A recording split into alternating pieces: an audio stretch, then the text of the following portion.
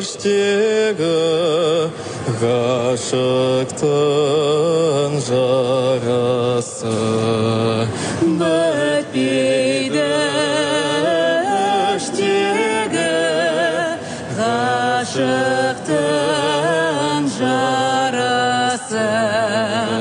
Қазақтың данасы жас үлкен асы бар деме сендей бір адамның баласы бар деме сендей бір адамның баласы.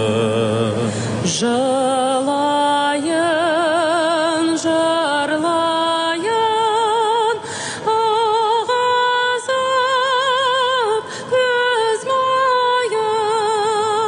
Айтуға келгенде қалқама сөз дайын.